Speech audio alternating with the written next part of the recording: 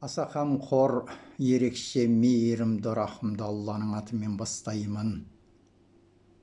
Алла тағаланың қасиетті етіп белгілеген берекетті мекен Меккеге қажылыққа сапар қылу кез келгенге нәсіп бола бермейді.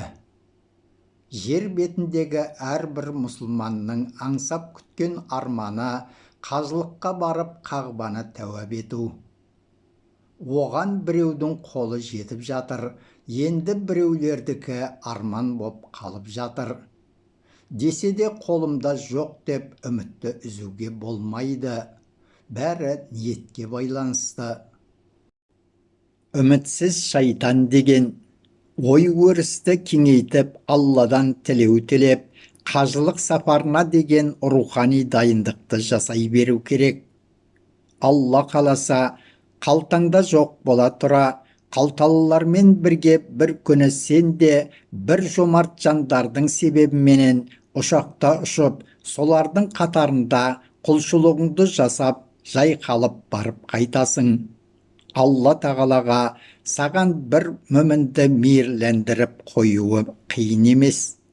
Алла тағала бол десе, барлық нәрсе бола қалады.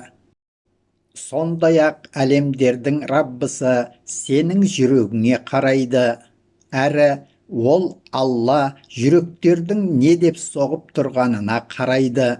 Сөйтеді де сол жүректің қалауын береді.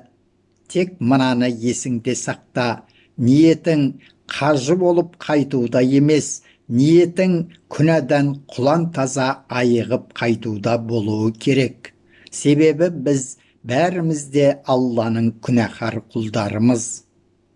Құрандағы Бақара сүресінің 197 аятында Алла тағала қажылық белгілі айлар, кімде-кім ол айларда міндеттенсе, қажылық кезінде әйелге жақындасуға, күнә істеуге және жанжалдасуға болмайды.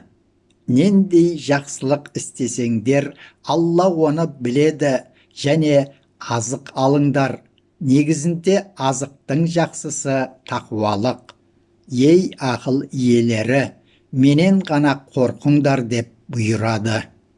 Демек, кісі қажылыққа бет алса, сондай зор дайындықпен, салмақты оймен өз-өзін қиындыққа бейімдеп, тақуалыққа қол жеткізу ниетінде бекем шығу керек деген сөз.